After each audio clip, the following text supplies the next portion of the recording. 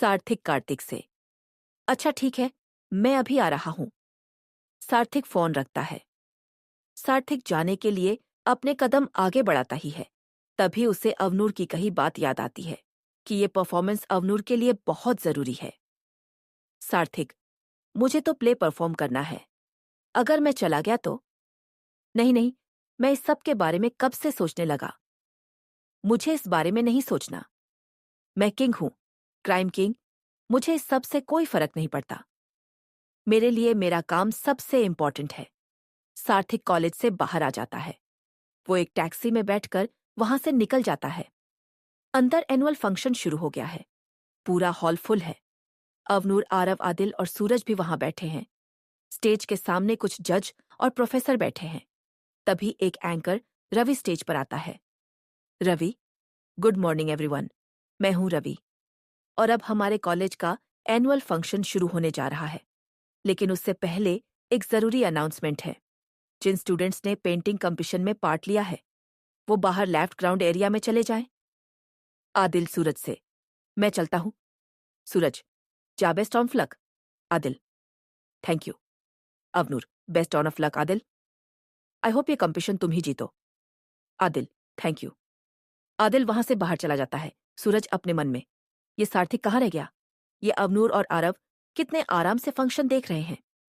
ये अभी सार्थक की हरकतें नहीं जानते। इस लड़के का कोई भरोसा नहीं है। स्टेज पर रवि, तो चलिए शुरू करते हैं आज की पहली प्रतियोगिता से, जो है सिंगिंग कंपटीशन। तो बढ़ते हैं आज की पहली परफॉर्मेंस की तरफ। Riya Kapoor, please come on the stage. Performance शुरू होती है। तभी अवनूर के पापा एमएलए अभिराज सिंघानिया अपनी वाइफ संध्या के साथ वहां पहुंच जाते हैं। उनके स्वागत और सम्मान में सब लोग खड़े होते हैं। अभिराज सिंघानिया आगे जाकर चीफ गेस्ट की जगह पर बैठ जाते हैं। उनके बैठते ही सब लोग बैठ जाते हैं। अवनूर, पापा भी आ गए। आरव, तुम्हारे घर से कोई नहीं आया? आरव, नहीं यार, मेरे पापा ऑफिस के काम में बिजी हैं। एक के बाद एक परफॉर्मेंस खत्म होते जा रही है। जज अपने रिमार्क्स लिख रहे हैं। इसके साथ ही सूरज की टेंशन बढ़ रही है। अवनूर, ये सार्थक कहाँ रह गया? सूरज, अरे उसको कॉल आया था ना। वो ऐसा ही है, उसकी फोन कॉल बहुत लंबी चलती है। मैं जरा उसे देख कर आता हूं। सूरज बाहर ग्राउंड एरिया में जाता है और सार्थक को ढूंढने लगता है। सूरज, ये सार्थक कहाँ चला गया? फोन करता हूं।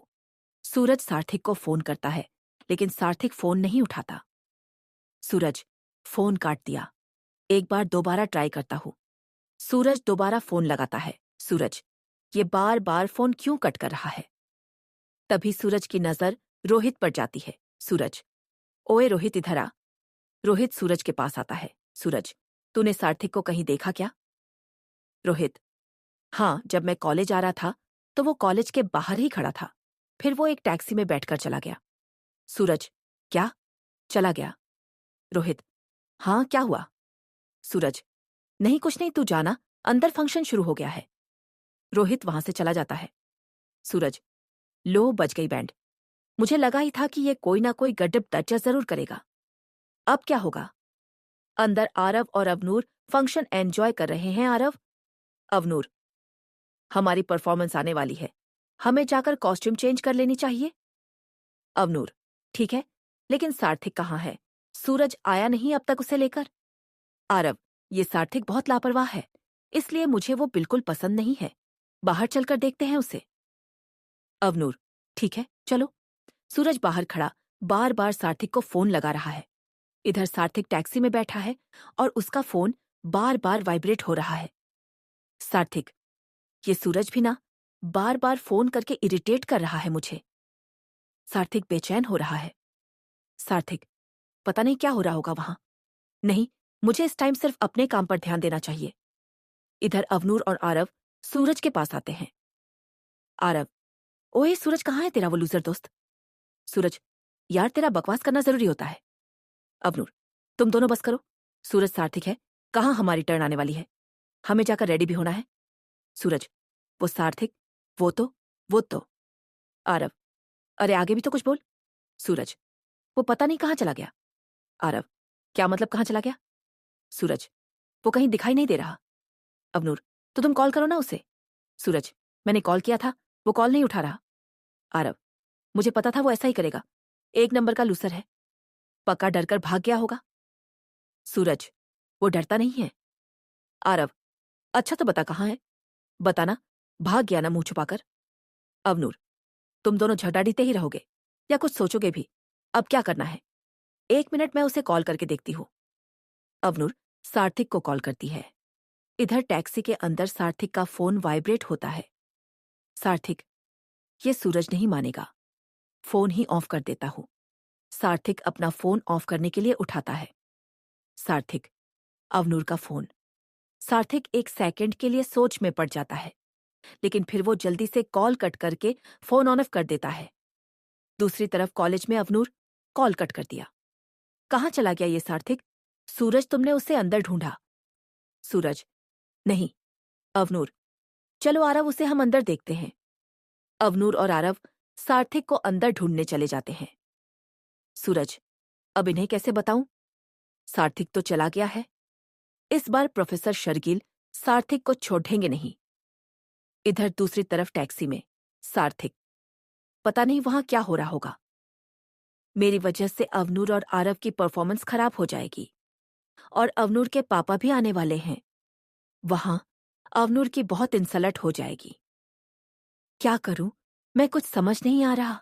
सार्थक, लेकिन इस टाइम मेरे लिए कार्तिक से मिलना सबसे ज्यादा इंपॉर्टेंट है। मुझे उस सिद्धार्थ जिंदल की पूरी इन्फॉर्मेशन चाहिए। कुछ देर बाद आरव और अवनूर अपनी कॉस्ट्यूम वेयर करके तैयार हो गए हैं। अवनूर काफी परेशान और उदास है। अवनूर, अब क्या होगा?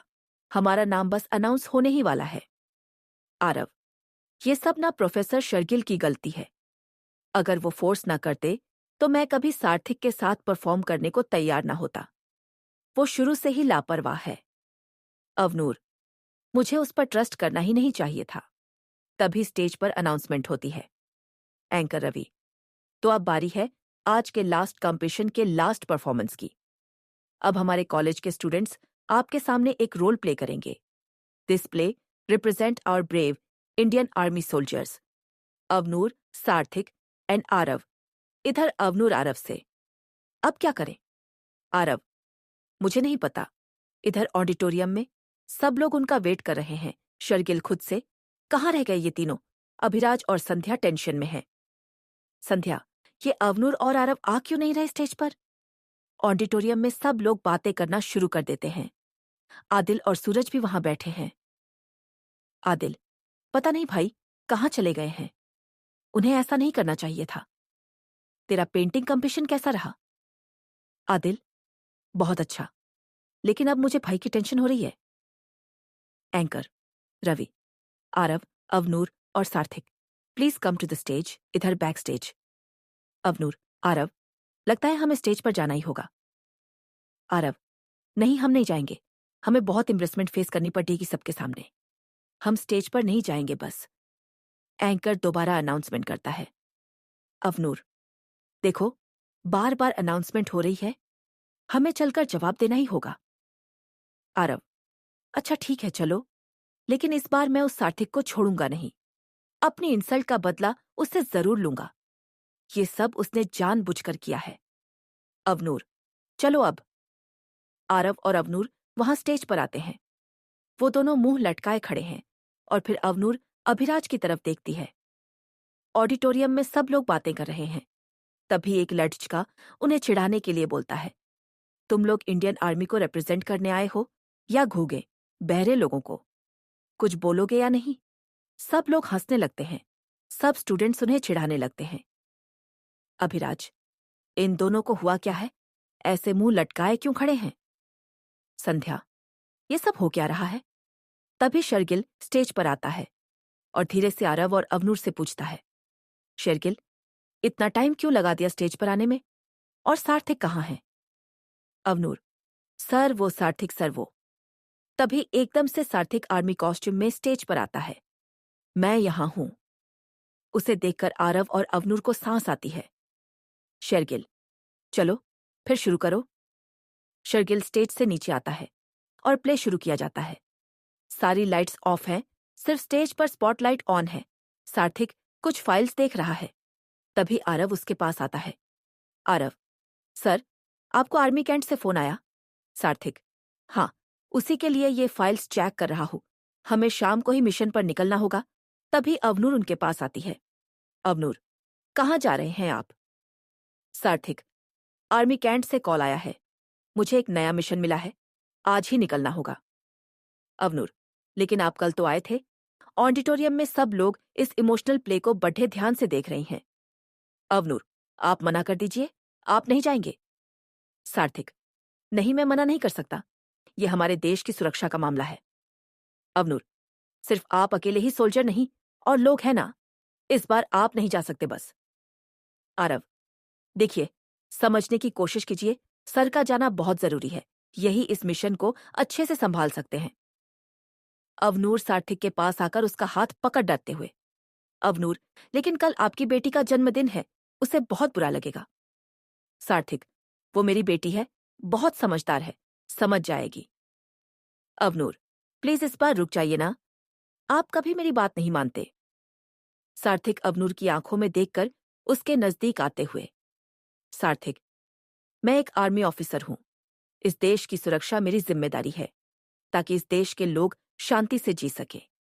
और अगर हर सोल्जर ऐसा सोचने लग जाए, तो हिंदुस्तान का कोई भी नागरिक निडरता से अपनी जिंदगी नहीं जी सकता।